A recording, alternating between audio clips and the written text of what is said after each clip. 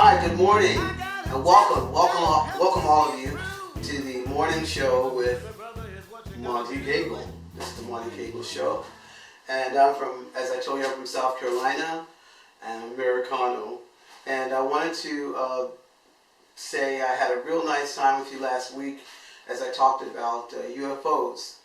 Today, we're going to continue that a little bit, and I'm going to give you a little example of a little story of what happened to me, how a UFO experience caused me to believe or caused me to get closer to Jesus Christ. When I was a kid, I had a lot of strange things happen to me.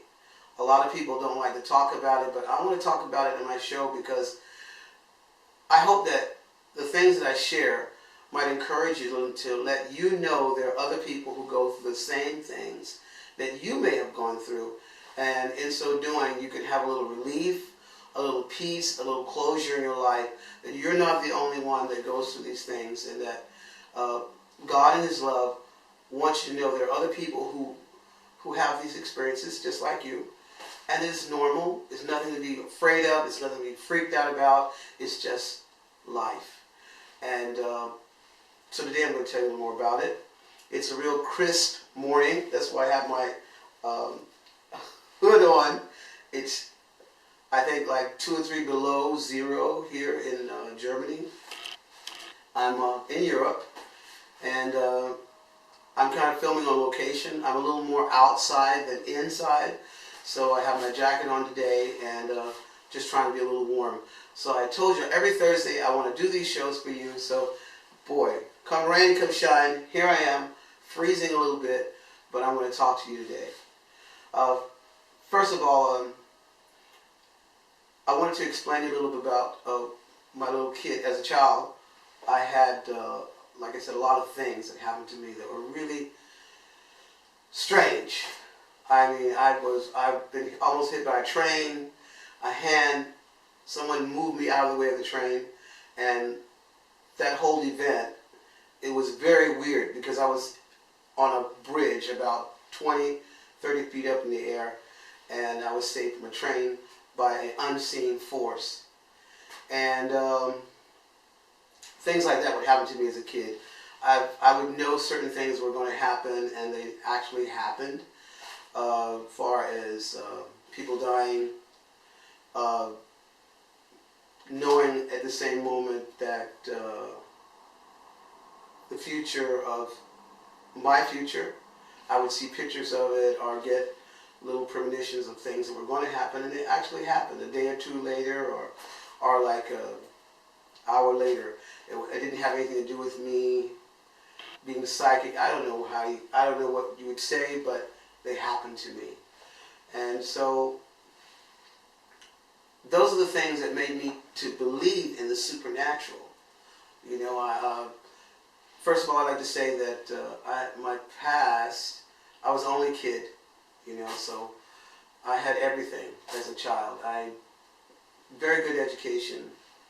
We weren't poor. We weren't rich, but we weren't poor, sitting around a bowl in one room eating out of one bowl, and I was the only child.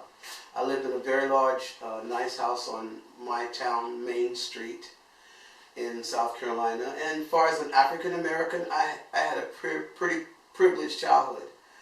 So that side of my life was pretty well taken care of.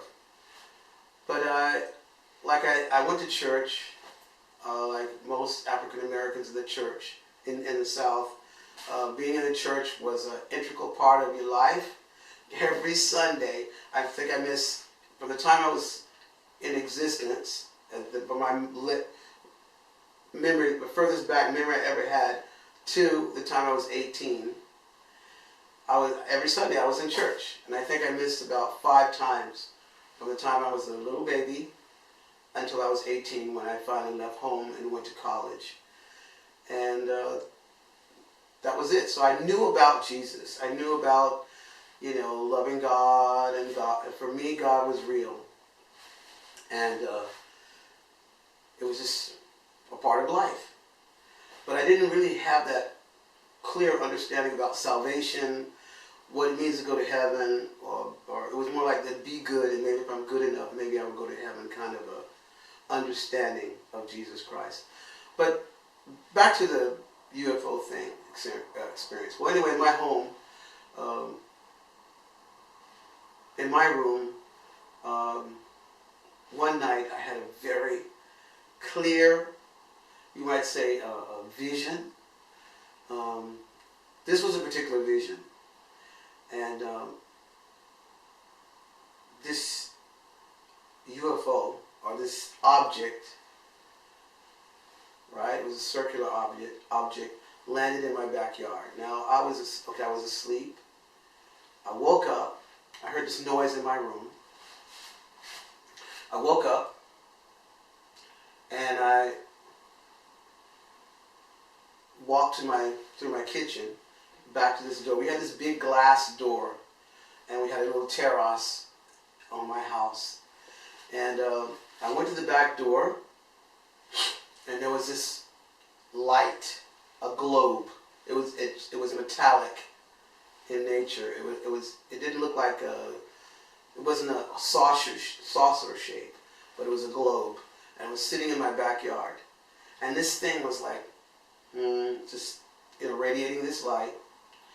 And as I got to the door, a little opening came inside the globe, like this, And I was like, wow, it was just so amazing. And I walked out, walked into the stairs. And as soon as I got to the stairs, it was a terrace, was kind of a raised terrace. And I got to the bottom of the stairs, and as soon as my foot hit the ground in the backyard, this door just opened inside the globe. It was crystal clear. You might say, I guess this particular time it was a vision. I presume it was a vision. So anyway, I walked to the globe, and as I got near the globe, this guy steps out, a creature. He steps out, and a typical sci-fi thing, he had a suit, like a space suit on. And he didn't talk to me audibly. He talked to me, it was a telepathic experience. He said, we're going to take you on a little trip. He's standing there, and I hear, we're going to take you on this little trip, and we're going to show you other parts of the universe. And I'm like, wow, great. I was a kid. I love science. I love these things.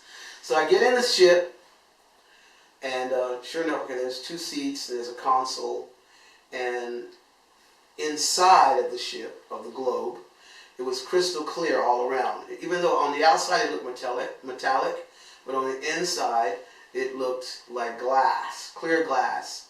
And so I'm looking out, I'm looking around, I see my house, I see the yard, and all of a sudden the guy, telepathically is saying, okay, we're getting ready to take off. And so I sit back, and this is crystal clear. And all of a sudden, we start leaving the earth. And I look down, and as I look down, I see the earth receding away from me, just pulling away like that.